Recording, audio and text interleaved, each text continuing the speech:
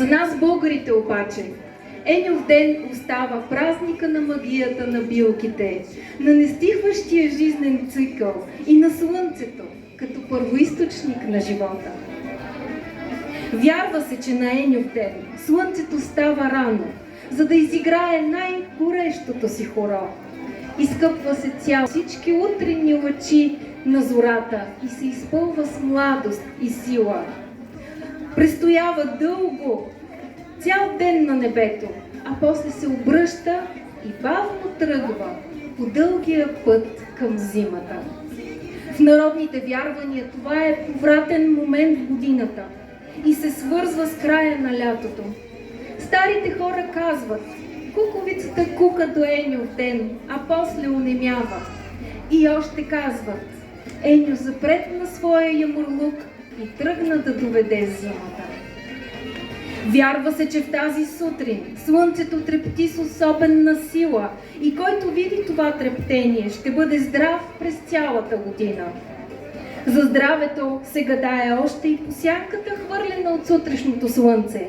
Ако погледне зад гърба си и сянката е цяла, то човекът ще е здрав цяла година. Ако е наполовина или е къса, това е лошо предзнаменование.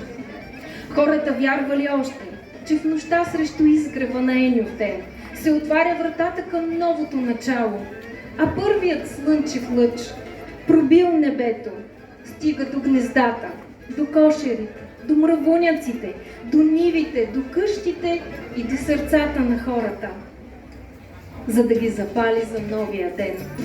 Ето защо млади момичета извършвали различни гадания за любов и венчило, като използвали силата на водата.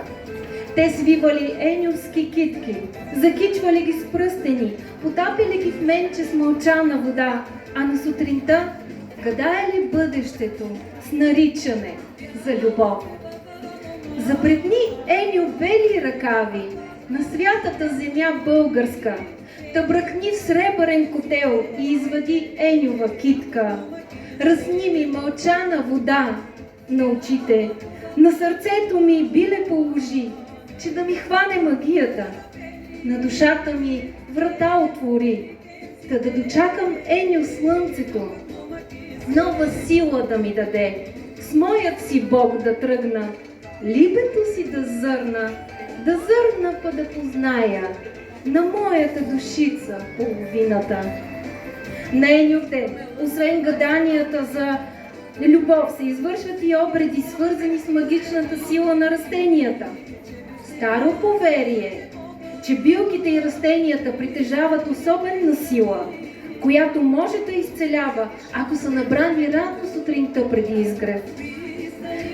Още рано сутринта, последната хладина, хваната в прегръдка между топлата земя и първите слънчеви лъчи, се отромва върху земята като бистра, тежка роса.